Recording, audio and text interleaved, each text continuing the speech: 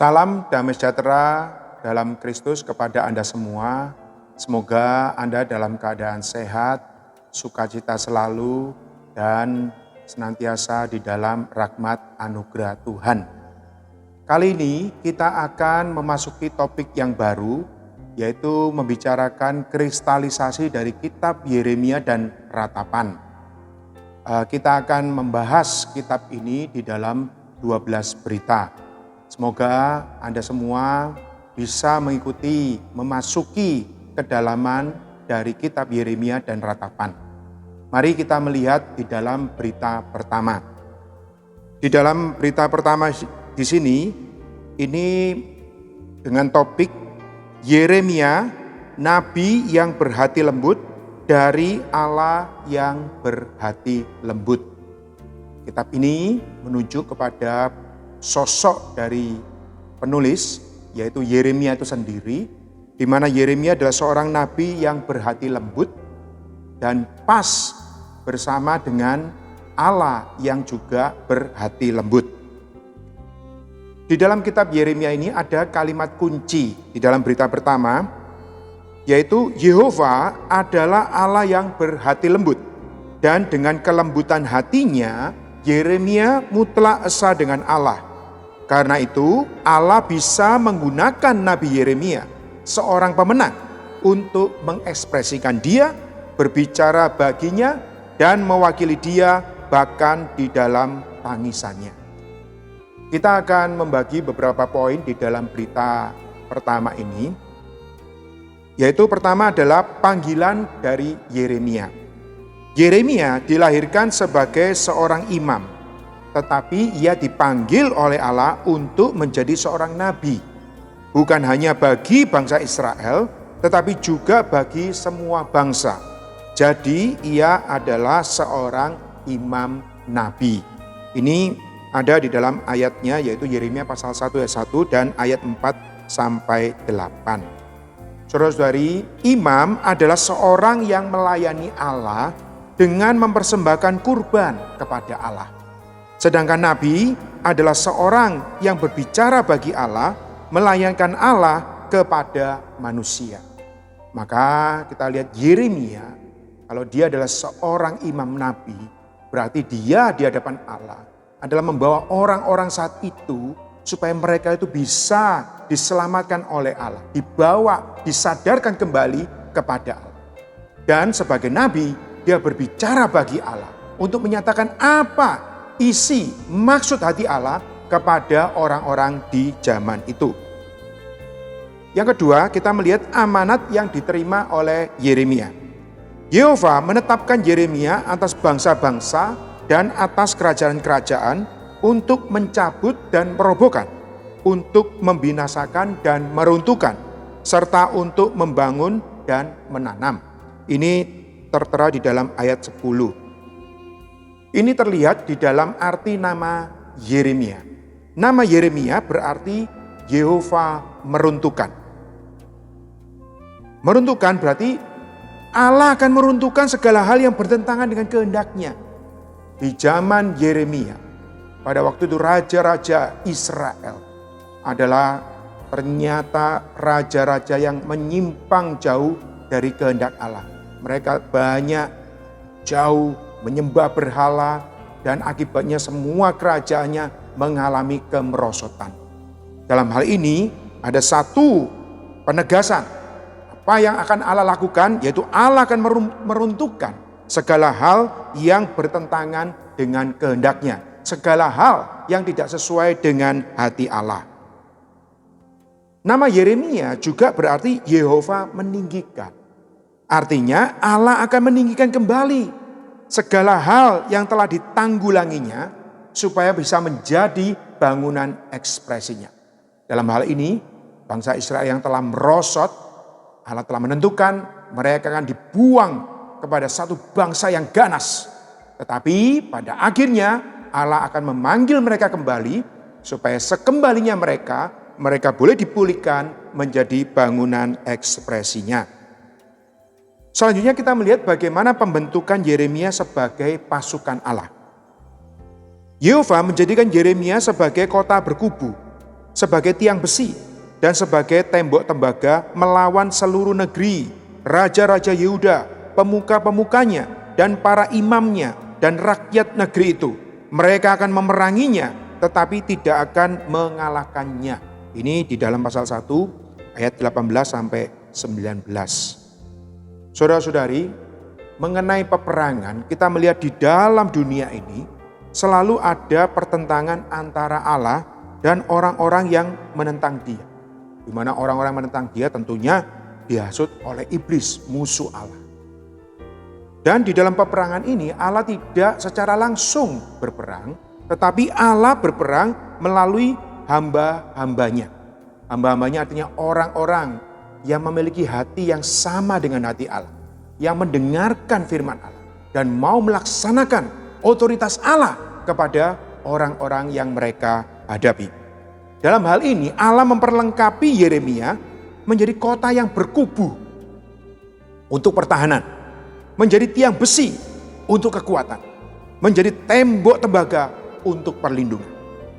Ini menunjukkan bahwa tidak ada yang dapat mengalahkan Yeremia karena Yeremia bersatu dengan Allah yang menyertainya.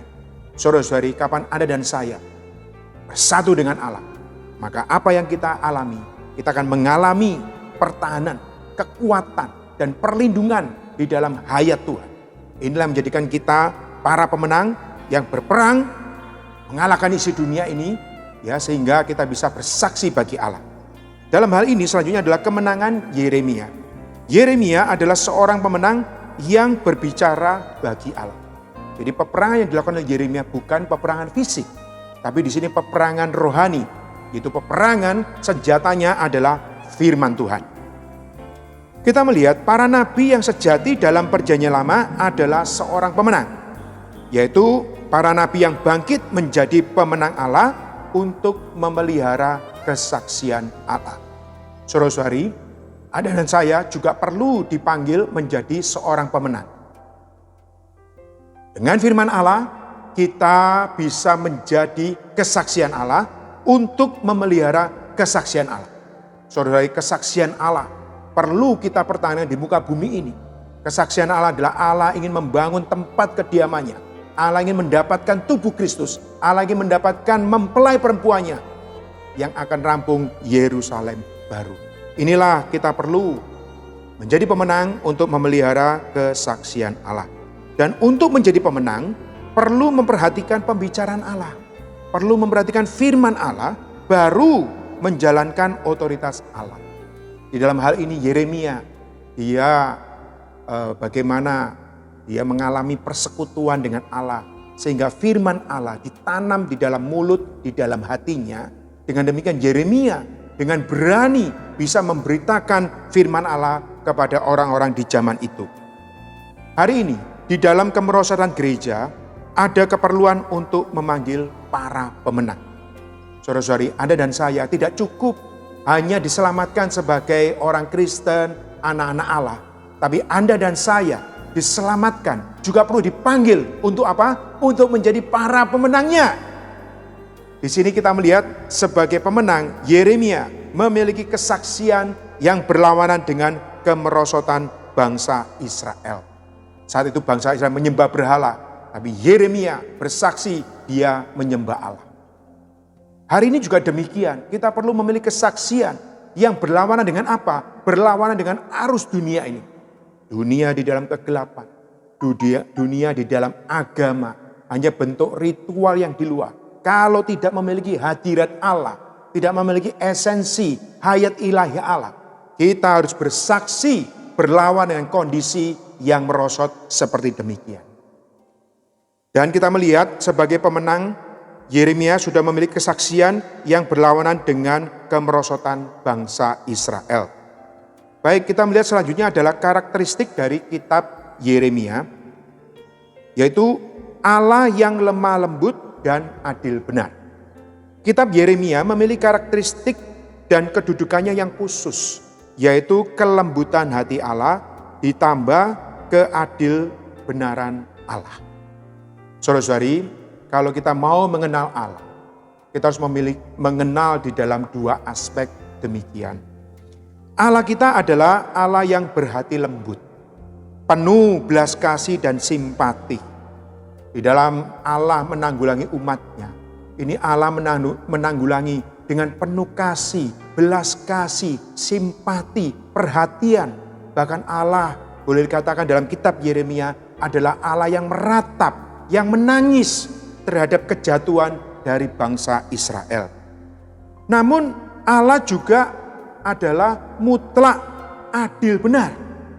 Jadi di dalam kejatuhan, dosa, kemerosotan dari bangsa Israel, Allah harus melakukan satu koreksi, satu penanggulangan agar mereka bisa disadarkan, mereka bisa kembali kepada Allah, bertobat kepada Allah dan bersatu dengan kehendak hati Allah, bersatu dengan apa yang Allah inginkan, apa yang Allah kerjakan.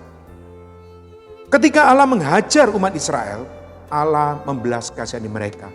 Saudara-saudari, di dalam Allah menanggulangi bangsa Israel, bukan Allah yang seakan-akan Allah yang marah, Allah yang mau meninggalkan mereka, tapi justru Allah yang membelas kasihani, Allah yang bersimpati, bahkan Allah yang meratap. Allah juga turut merasakan penderitaan di dalam penderitaan umatnya. Bahkan bisa dikatakan Allah sendiri menangis penuh simpati. Ini boleh dengan ilustrasi bila seorang ibu melihat anaknya melakukan kesalahan, anaknya nakal, maka ibunya harus memukul anaknya ya untuk menghajar anaknya supaya anaknya mengalami pengubahan. Tetapi ibu ini di dalam menghajar anaknya juga ikut menangis. Waktu anaknya itu mungkin menangis, ibunya juga menangis. Sangat ibunya mengatakan, "Hai anak, aku menghajar engkau dengan penuh kasih, dengan penuh tangisan, supaya engkau sadar apa menjadi kesalahan dan kembali bersama-sama, kembali bersatu dengan keinginan ibu orang tua." Saudara-saudari, inilah Allah kita yang juga turut merasakan penderitaan di dalam penderitaan umatnya. Karakteris dari kitab Yeremia juga adalah menunjukkan autobiografi Yeremia. Kitab Yeremia juga adalah satu autobiografi di mana Yeremia memberitahu kita akan situasinya, personanya, dan perasaannya yang menyingkapkan hatinya yang lembut. Saudara-saudari, di dalam kitab Yeremia kita diberitahu, Yeremia seorang pemuda yang pemalu. Waktu Allah memanggil dia mengatakan dia adalah orang yang masih muda, masih takut berbicara. Kita melihat saat itu, tadi katakan ya, raja, pemuka, imam, rakyat, bahkan nabi-nabi selain Yeremia, semuanya hidup di dalam apa yang menjadi konsep mereka. Mereka merasa nyaman saat itu. Walaupun di dalam kejatuhan, menyembah berhala, tidak ada rasa pertobatan. Di dalam hal ini Allah menyuruh Yeremia untuk berbicara kepada mereka. Maka Yeremia, dia melihat dirinya adalah seorang yang masih muda, pemalu, takut. Tetapi sekali lagi, kalau Allah yang mengutus, Allah yang menyertai, Allah yang bertanggung jawab.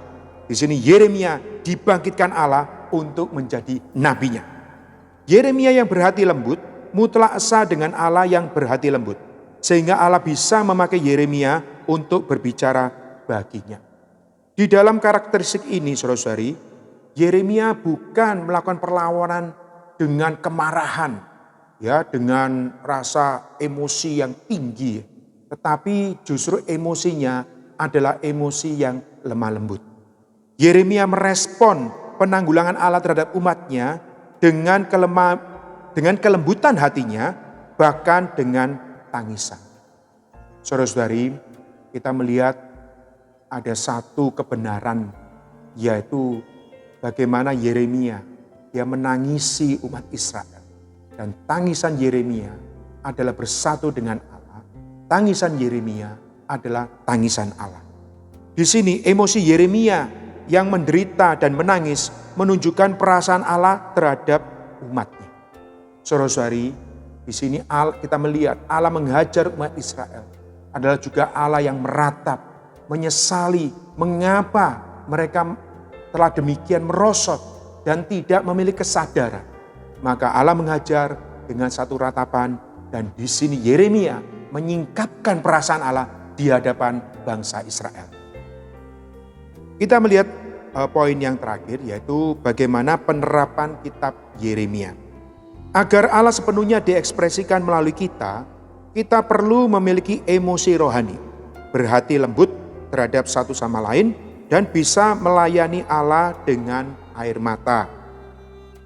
Di dalam Yakobus pasal 5 ayat 11, Keluaran pasal 34 ayat 6, dan Mazmur 103 ayat 8, ini semua menunjukkan bagaimana orang-orang yang berjalan bersama dengan Allah adalah orang yang juga mencucurkan air mata. Saudara-saudari, secara individu, emosi dari seseorang yang rohani akan kaya bila mengalami penanggulangan Allah. Ini adalah pelajaran yang paling dalam atas permukaan alamiah manusia. Saudara-saudari, ada satu teladan di dalam Alkitab, yaitu dalam 2 Korintus pasal 4 ayat 16, di mana Rasul Paulus mengatakan bahwa memang manusia lahiriah kita ini makin hari makin merosot, tapi manusia batiniah kita akan diperbarui dari sehari ke sehari. Kemerosotan manusia lahiriah kita, saudara-saudari, ini adalah satu peremukan, dan di dalam peremukan ini kita mengalami satu cucuran air mata. Dan ini adalah menjadi satu pelajaran bagi kita. Saudara, kita mengatakan bila di dalam seumur hidup pengalaman rohani kita belum pernah mencucurkan air mata, itu artinya kita belum mengalami peremukan di hadapan Allah. Dan kalau kita belum mengalami peremukan di hadapan Allah, tentunya Allah tidak bisa memakai kita. Saudara-saudari, kita perlu mengalami penanggulangan. Dalam penanggulangan ini kita akan mencucurkan air mata. Dan air mata ini bisa menjadi bekal kekuatan bagi kita untuk dipakai oleh Allah. Secara korporat, di dalam penghidupan gereja diperlukan hati yang lembut seorang dengan yang lain. Di dalam hidup gereja jangan saling menghakimi, sebaliknya perlu saling bersikap ramah satu sama lain.